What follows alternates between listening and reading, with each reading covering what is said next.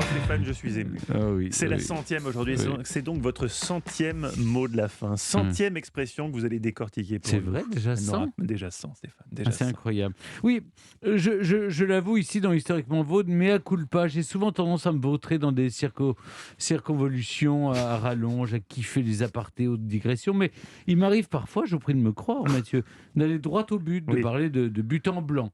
De but en blanc. Je vous le donne en mille. D'où vient, Plusieurs En expressions millefeuille. en même temps. d'où vient cette expression? Alors, quand on parle de but en blanc, on parle directement, sans détour. Straight to the point, comme vous le disiez tout à l'heure, Stéphane.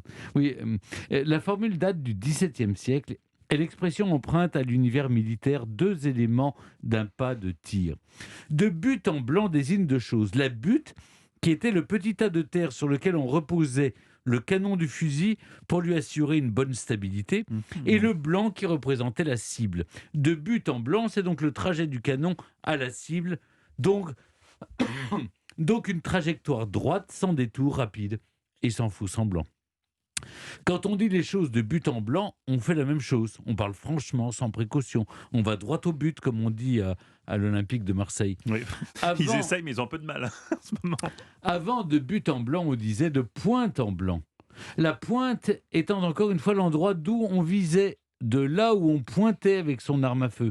D'ailleurs, c'est drôle, l'expression est restée au jeu de boules, où l'on continue de pointer. Ah, c'est vrai, oui. Notez que de pointe en blanc existe toujours en italien. On dit di punto in bianco.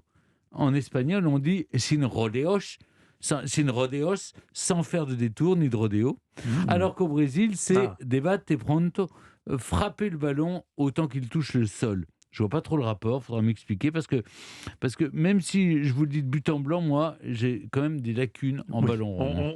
On sent. Même si vous connaissiez la devise de l'Olympique de Marseille, et ça, personnellement, ça m'a touché quand même, oui. Stéphane. Oui, vous êtes Oui, je suis Marseillais. supporter de l'OM. Quand on a eu 10 ans en 93 et qu'on a gagné les Ligues des Champions, c'est une génération de fans de l'OM partout, même à Genève. Mais c'était truqué, non Oh les vaches